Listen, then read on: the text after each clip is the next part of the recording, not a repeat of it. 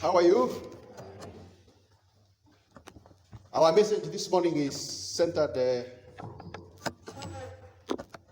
around that story that we have read in the book of Jeremiah and verse 27, that is chapter 32 and verse 27, which says, "Behold, I am the Lord, the God of all flesh. Is anything too difficult for me?" It's an interesting message, something worth considering, because of course we are living in very bad times, and that is part of the question that we have been asking since that day when we were told to stay at home. And of course, besides that, there are many other things that have happened, either to you as a person, to your family, and perhaps in other quarters where you have relations. And oftentimes you sit down and wonder, hey, where is he? Where is God? But this morning he wants to remind us that he's the God of all flesh, and that there is nothing that is too hard for him. You see, the question that is found on verse 27 was asked by God to Jeremiah. And God was asking Jeremiah this question in response to a similar statement that Jeremiah had made in his prayer, where he had told the Lord, nothing is too hard for you. I'm sure you heard it when verse 16 was being read and 17. And so God was responding to Jeremiah. Jeremiah had said a statement, but God was responding in form of a question. You see, Jeremiah was a prophet, and he had been prophesying over the land of Judah and the people of Israel. And he was prophesying to them and telling them that because you have forsaken the Lord your God, he is coming with a sword, with the plague, with the disease, with the famine, and he has decided he's going to destroy all of you. All these cities that you see, as beautiful as they are going to be destroyed. Your women, God. And so as he continued to prophesy and talk about those things, indeed he had even told them the number of years that it was going to take, 70 years, almost 2 generations of men, that once you get out of here, you will not return until those number of years are fulfilled. And he was an enemy to all the people of Israel, including the kings and the priests who used to work in the temple. He was an isolated man. But he continued to preach and to prophesy to the people. Now, it is in the midst, I'm talking about what comes before verse 16, which I think you can read. It was at that point that Jeremiah, as he was interacting with God, that God told him, Jeremiah, you are going to buy a piece of land. And your cousin is coming to you. And because you have got the right of redemption, you are going to buy that piece of land. And so the cousin came. And when the cousin came, Jeremiah realized, actually it is God who has sent this man to me. And he went ahead to buy the land. The scripture says very clearly that the deeds were signed, it was sealed, and 2 copies were made. 1 copy, they sealed it and put in a clay jar so that it will be preserved until when, as Jeremiah would say, they come back. And of course, the other one, I think, was given to the cousin, as it always is, isn't it? That you keep one and I keep mine. And having signed that deed, Jeremiah must have been worried in his heart. He must have wondered very deeply about this strange request from God. And I'm sure if you are just like Jeremiah, you'll be thinking, how can I buy land in a place that will soon be destroyed? What value? You God, even you God, what value is in this land that you are telling me to buy, and then I am not going to work on it? It will be difficult, impossible, when the Babylonians are the ones who are ruling over us. And I'm sure you are wondering like Jeremiah, isn't it? How is that possible? But you see, Jeremiah went on to buy the land. And the scripture tells us the deeds were signed before witnesses, And then they were handed over to Baruch the scribe, who was a servant of Jeremiah and a servant of God. And then they were sealed and they were stored. Now, the reason that Jeremiah gives as to why he bought the land is because he says that I had God. It is God who told me in verse 8, 32:8. He says, I knew that this was the word of the Lord. And therefore, because I knew that it was the word of the Lord, I went ahead and bought it despite the fact that I knew that for the next 70 years, this land will be valueless to me and to my people. So it was not going to be farmed, but he bought it and kept it. And the word of the Lord that had come to Jeremiah is that God had told Jeremiah, verse 15, that after those 70 years, listen to me, Jeremiah, houses and fields and vineyards will again be bought in this land. And so Jeremiah bought that land on the basis of hope. Praise the Lord. That he was able to see beyond the devastation that was happening in that land. He was able to see through the 70 years and said, because you have said it, I will do it. It is your word. And so Jeremiah did it despite the circumstances, despite the surroundings, because he was obeying the voice of the Lord his God. You see, one of the things that as a Christian, as a person who is relating with God, need to know is how does God speak to you? Praise the Lord. So that when the word of God comes to you, despite the circumstances around you, whether it is in your own life, in your own family, in your own clan, whatever circumstances that come that are giving you pressure, the thing that will be able to sustain you as a child of God is to keep knowing the Lord has said it. The Lord has said it. And so that ability to differentiate, to be able to say, it is God, he is with me. God, although I do not understand what you're doing, although I am wondering what you're doing, but because you have said it, I will buy it. I will do it. I will walk with you. I will obey you. And therefore it is at that point that after Jeremiah had the deal sealed, I think he looked back and wondered, what have I just done? And so you find him from the prayer we have read. He knelt down to pray. He knelt down to pray. So when he knelt down to pray, he looked up and he prayed to the Lord. I would like us to go through that prayer of Jeremiah and see a few things that Jeremiah says. And then from there we are going to build and see how it affects, or it can be able to affect our lives. And immediately when he kneels down to pray, the first thing that we find Jeremiah doing is that he acknowledged who God was, the universal God. Because he says, sovereign Lord.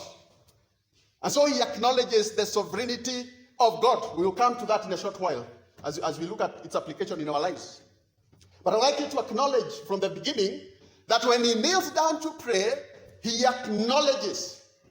Other versions, the one I use says sovereign Lord. Others call him Lord God. In other words, he used the personal name. Lord, L-O-R-D in capital letters, is the personal name of God. He used the personal name of God that carries with it all the qualities of God. And he said, sovereign Lord. Lord God. Number two, Jeremiah acknowledged the extent of the power of God. He says essentially, you have made the heavens and the earth by your great power and outstretched arm. In other words, Jeremiah was able to meditate and see the beginnings. He perhaps had read through the book of Genesis. Or he was hearing the stories that were passed on orally from one generation of the children of Israel to another. And therefore he looks back and says, you are not only sovereign, but you have done what? You have created. You have made the heavens. You have made the earth by your great power. So he acknowledges the inherent, the power that is within God as he kneels down in prayer. Then number three, he acknowledged the past deeds of God. Apart from the work of creation, which is in itself a unique work, he went ahead to acknowledge the other deeds of God. And you can be able to see that he's remembering that the same people that are now being taken into exile is God who had redeemed them. He says, you performed miraculous signs and wonders in Egypt. Do you remember Egypt? And the plagues that God did in order to deliver the children of Israel. That was a story that was passed on from one generation of Israel to another by the fathers. And God had said that every time you sit around your table, and especially during Passover, tell the children who are coming after you how I delivered you. I want it to remain as a permanent mark that I am the one who delivered you. And keep reminding them of the 10 plagues. Keep reminding them of how hard it was. And therefore Jeremiah remembers, actually the God I'm talking about, I'm praying to, is the one who delivered us from Egypt. And then he does not only talk about the Israelites themselves, he also says that both in Israel and among all mankind. That is very important because it includes us as we are sitting here. That is not just referring to a special group of people called the Israelites, the people of God in a special way, but he's also remembering that these deeds of yours are also performed among other mankind. So there is no one who can claim that they have not interacted with this God. They might have heard about the stories in Judah, but even among us themselves, the nations of the earth, they know you. They have experienced your deeds, and by them you have gained a renown for yourself. Then he acknowledged, number 4, God's great love and mercy. Verse 18. He says, you show love to thousands. In fact, they used to say thousands upon thousands. That when God has decided to show his love and his mercy to a people, he does not stop in your generation. He will start with you when you come to him. If I am a father, I come to know God through Jesus Christ. And when that starts, there is a way in which that love of God moves on. And one of the ways it moves on is if I talk to my children about God. Indeed, the works of God are communicated from one generation to another by what the other generations tell the coming generations. And that is why we say that when you sit in your house, in your home, especially when you're having dinner or a nice cup of tea, and you have got your children around, never tire to tell them about this God. In fact, the true knowledge of God is not communicated necessarily as I preach here. We are studying one another. But if your children are going to know your God, you must tell them, isn't it? Who your God is. Keep telling them that I was once a drunkard and he saved me. So when you see me like this, I can be able to narrate the deeds of God. This is the God I'm selling to you. The love of God. He saw me. He had mercy upon me. Verse 19 says, your eyes are open to all the ways of men. So there is nothing about you that is hidden from God, even as you're sitting there. Your closest friends may not know. Your wife may not know. Your husband may not know. Your children may not know. And you are thinking, nobody? But the Lord is telling you today, I can see you. Your ways are open to me. I can see you wherever you go. In fact, David acknowledged that in Psalm 139, when he was wondering about the relationship with God, and he said, where can I go from your presence? Even if I were to make my bed under the sea, even there your spirit will find me. I normally keep telling those who are younger than me that always know that when you are walking along the road, he is there with you. When you are in that matatu, he is there with you. When you are there in your exams, he is there with you. Never at any one point think that because they are not seeing, nobody is seeing. The eyes of the Lord are sharper. And they are able to see you. The Lord is able to see you. Praise the Lord. He's able to see you. That is what Jeremiah is acknowledging here. Then he says once he sees you, what does he do? He rewards everyone according to his conduct and according to his deeds, what he deserves. Now the other thing that Jeremiah acknowledged is about the wrath and ability of God to destroy. That is very important. He acknowledged God's wrath and his ability to destroy. So that God does not only show love and mercy, he has got another side where he shows his wrath and his ability to destroy. Look at verse 18, if your Bible is open.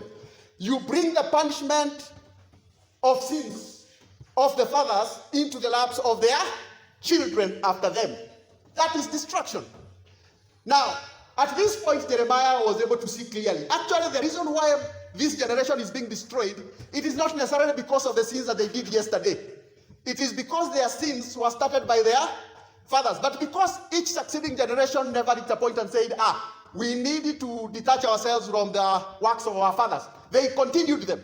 So they were not only suffering for their own sins that they were doing then, but they were also suffering because of the sins of the ones who began. And that is how God is going to destroy sin. He's not just going to destroy sin in us specifically, but he's going to destroy sin since Adam. Praise the Lord. All succeeding generation.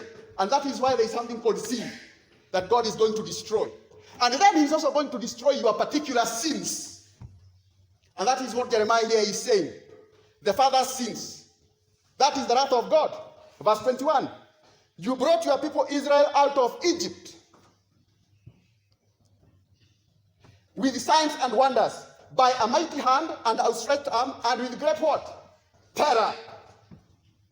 From where we get the word terrible. You see, God is terrible. Praise the Lord.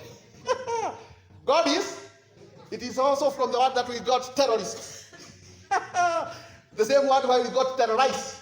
You see, these people are being uprooted from their land, from their houses, from their families. And God is in heaven. And he's saying, Babylon, go ahead, kill the children. Now that is terror, isn't it? He is displaying his terror. His terror. And if you look throughout the scriptures, you will find that God does that. And then after that, he goes on with life as if he has done nothing. So Jeremiah acknowledges that. So God is able to give and then take away in equal measure. Praise the Lord. You can say that, I think. He is able to give and then take away in equal. Say that with me. He is able to give and then take away in equal measure. He gave them the land, he's taking it. He gave them fathers, he's taking them. He gave them children, he's taking them. That is God. So with one hand he loves, with the other hand he terrorizes. Praise the Lord. God has the power to wound and the power to heal. He has the power to heal and the power to wound. He has the power to give life and he has the power to take it away. God has got the power to curse and to bless. And he has the power to bless and take away the curse. God does those two things together. He has the power to bring corona. And he has got the power to take it. Praise the Lord. So that when we are here struggling, it is not that God does not know. He has counted the germs around the world. He knows where each one of them is right now as we are seated here. He knows where it is concentrated and where it is not. And he's able to take it from a point of high concentration to a point of low. When the first wave comes and we say it is over, then God says, what are they saying? Then he brings it back. God is in charge of life. Therefore, Jeremiah says in verse 17, nothing is too hard for you. Do you know from where he's coming? He's coming from a place where he has narrated. He has narrated the works of God. And then after he has narrated them, he says, there is nothing too hard for you. And do you know how God responded to him? Verse 27. Yes, Jeremiah, you got it. Verse 27. I am the Lord, the God of all mankind. Is anything too hard for? Now I'd like you to notice now the two things. The first is a statement. The second is a question. And the reason it is like that is because although Jeremiah had knelt down to pray, although he was kneeling down to pray in perplexity, he was distressed. There were some doubts that were in Jeremiah's mind because I'm sure that even as he prays, he wonders, this land will be restored? These houses will be rebuilt? I'm not very sure, but anyway, nothing is too hard for you. Nothing is too hard for you. Nothing is too hard for you.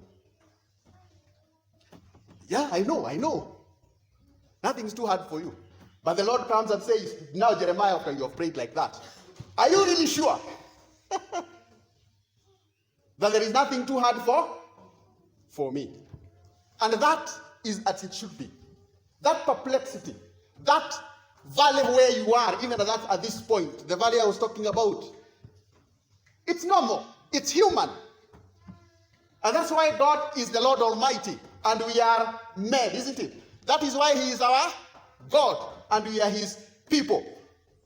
When you read the story of the centurion, the one that we have read in Matthew 8, so that we connect them, this man came to Jesus because he had a servant who was paralyzed. And the Bible says that he was suffering terribly. He was terrorized by the paralysis. So when he came to Jesus, he was coming to ask for the healing of the servant. And in verse 7, Jesus responds to him and says, I will go and heal him. And then the man looked at Jesus and said, no, you don't have to come. You don't have to be physically in my house. You don't have to come under my roof. Just say the word and it will be okay. And then he gives the reason. He says, it is because me, I'm in authority. Whenever I say something, it happens. In other words, he's telling Jesus, I also believe that you are a person in authority. The way I have been seeing you walk around, you are a person in authority. So even if you don't come, just send the word. The word will obey you and it will go where you cannot go. And that is what Jesus told him. But before Jesus told him that, he gave him the story. That I can see that your belief is very high.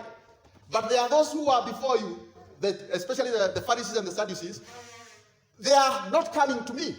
But people like you are coming to me in faith. And then he tells him what he told him. And so Jesus told him essentially, okay, fine. I will do exactly what you are asking me to do. That is what I will do. I will not come. I will send my word and it will heal you. Therefore, Jesus told him, go. It will be done just as you believed it would be done. And his servant was healed at that very hour, the Bible says. So when he went home, he asked, what happened? He said, this fellow was healed. Then he remembered that is the time when Jesus had said, go, your servant will be made well. And so the centurion must have sat down and said, by the way, there is nothing too hard for the Lord. There is nothing too hard for Jesus. And that must have been used to confirm to him that actually this man is Jesus. Because he sent the word, it healed. He is in authority, just like I am. Therefore, nothing is too hard for the Lord. You know that there is no promise too hard for the Lord to fulfill, isn't it? No promise. If God has promised it, you can take it to the bank. He will do it. There is no prayer too hard for the Lord to answer. He will answer your prayer. Although there may not be grass in the valley. Yet if God says there will be grass in 2 years, there will be grass. There is no problem too hard for the Lord to handle. There is no puzzle too complicated for the Lord to unpuzzle or to solve. There is no place too far away for the Lord to go. Even his word precedes him. So that if he cannot come physically, he can tell the word, be going. And behind, isn't it? So when you go, he finds that the word has already... There is no darkness too dark for the Lord to bring light. He will bring light in your dark situation. There is no heart too hard for the Lord to save. At least if there is no other heart, I know mine. How hard it was. But the Lord saved me. And I'm sure as you sit there, you are saying, yeah, that is true. Me, I was worse than you. That is your testimony, isn't it? Keep telling it. That there is nothing too hard for the Lord. There is no heart too hard for the Lord to solve. And you can go on and add to the list. So the question is, as we apply this truth to ourselves, is this. How do we develop such confidence in God? So that although we may kneel down like Jeremiah in distress, we can still be able to look beyond our distress and know that in 70 years' time, Judah will be restored. What is the thing that can give us confidence in God? And of course, the answer lies in what we have already said, because we are summarizing. Number one, at a personal level, is to acknowledge the sovereignty and absolute power of God. Acknowledge the sovereignty and the absolute power of... The word sovereignty means God's absolute right to do all things according to his own good pleasure. So that when he's in heaven, he says, that one we shall kill, that one we shall give life. And there is no one who can question him. So when you talk of sovereignty, God does not consult with anyone except himself. If he ever calls a council, is to dispatch them to go and do his bidding. You go, I have decided. You go, I have decided. But when he is there and you're able to acknowledge at a personal level that God is sovereign over my affairs, he has got absolute right to do with me, with my affairs, whatever he wants to do, and nobody can question him. Psalms 135 verse 6 says, the Lord does whatever pleases him in the heavens and on the earth, in the seas and in their depths. That is what he does. God does that. And then, of course, sovereignty must go hand in hand with power. You could have sovereignty without power. So you can do nothing, isn't it? Yet at the same time, you can have power without ability to do whatever you please, because for some reason your sovereignty is limited. But sovereignty and power find their place in God. They merge together. So they operate under the right hand of. So when God says that I have lifted my right hand of power, he's simply saying I have lifted it to show my sovereignty and my power. Therefore, he's able to do that. They merge together in God. Therefore, the centurion said what? You have got authority, you can send your word, and it will obey you. Praise the Lord. Therefore, in the centurion, we find the practical application in a personal life. That my servant is unwell, but because you're sovereign and have got power, send your word. It will go, it will heal my servant. Authority and power to do whatever he wants. I don't know whether you left your servant home with paralysis. He is here. Just tell him, isn't it? And just tell him, I am here. You don't have to come with me. Of course, now he is always with us. His name is Emmanuel, isn't it? Unlike those days when he was physically around, nowadays he's everywhere in every place. And so you can invite him into your situation, into your paralysis. That thing that is terrorizing. And I say that knowing truly that it is true. After you have acknowledged the sovereignty and absolute power of God, number 2, acknowledge your complete and absolute weakness, and therefore your complete dependence on God as a person. So he is sovereign, has absolute power. But me, I am completely weak. I am incapable of doing anything. When I acknowledge that, therefore I can be able to do what Jeremiah has said. 33 verse 2 and 3.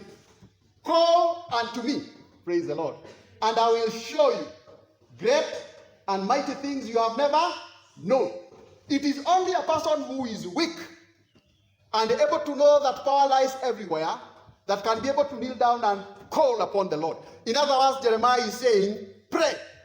And that is why the Bible tells us he knelt down to pray. And he looked to God. So that Jeremiah acknowledged his weakness. God, me, I know that when I look with my eyes, I do not see us coming back here. By the way, this time Jeremiah was about 60 years. And the 10 years of captivity had already gone. So they were about 60. Now if the fellow is 60 and 60 years are to come, how old will he be? Now you can imagine an old man coming back to find out where was there? The land. So he acknowledges his weakness. But he says, because you are the one who has said it with your sovereignty and power which I have acknowledged, I leave the matter to you. I leave the matter. In other words, prayer is a practical acknowledgement of one's weakness and dependence upon God. If you do not pray, you are telling God, I know it. And there is no person who God has not called to come to him in prayer. The only access you have to God, whoever we are, it is prayer. God acknowledges that the man who comes to him and bows his head, despite his distress, despite his doubt. You see, when we go to God in prayer, it does not mean that we are not in doubt. Yeah, sometimes they are there, they are playing within our minds.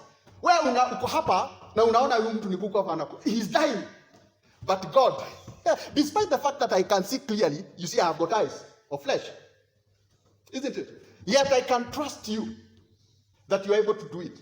So when I lift up my hands, I'm telling God, I acknowledge my weakness, I acknowledge that I depend upon you, and I acknowledge that you can be able to help me. Acknowledge your desperation to God. Acknowledge, lament before God if you like. This is a prayer of lamentation in another way. I mean, you are taking us away, and yet you are able to stop the Babylonians from capturing us. God, if you told us I have forgiven you and the Babylonians are not coming, you can do it. But anyway, I leave it to you.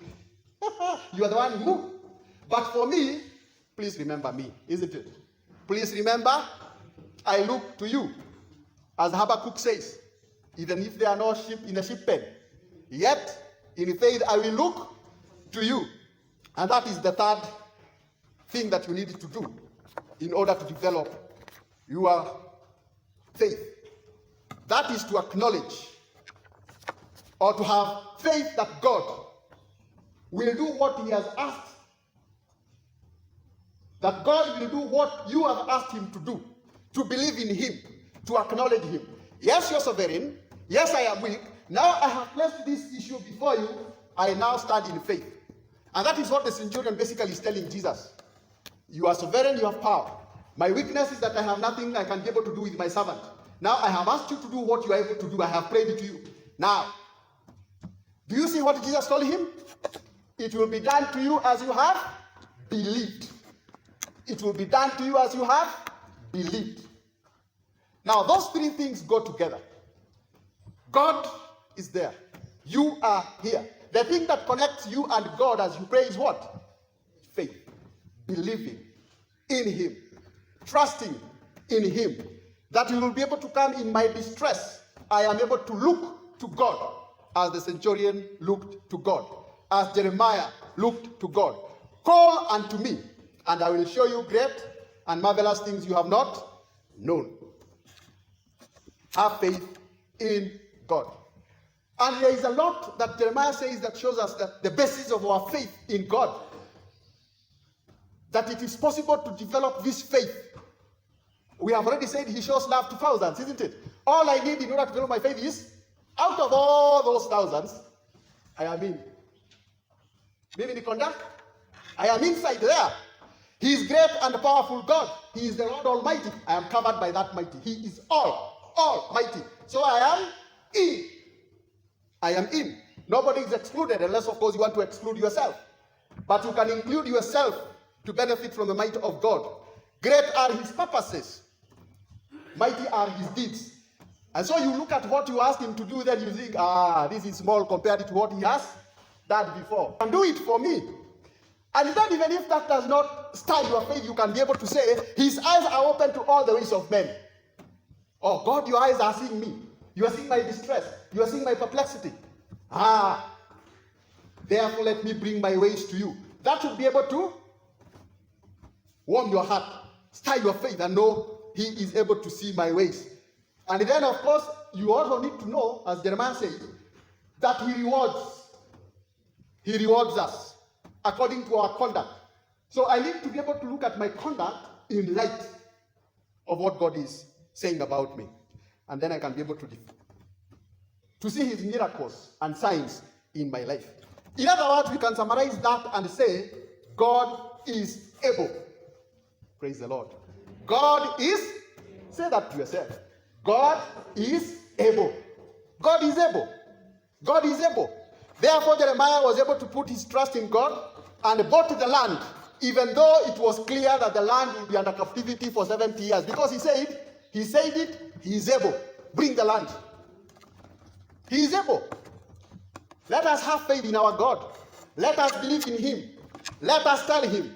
And then let us watch as Habakkuk. Then I am going to sit on a fence and wait to see what you will do. Yes, I will wait. But you cannot wait if you have not told him. If you have not believed in him. So essentially the first thing is to believe in him, to be able to. And then he will tell you after you have prayed, God, it will be done just as you have believed. So if you have not believed, it will be difficult to God your way, isn't it? And that is something that grows in us. So let us interact with Jesus. Let us use means that help stimulate our faith. Read his word. Know his ways.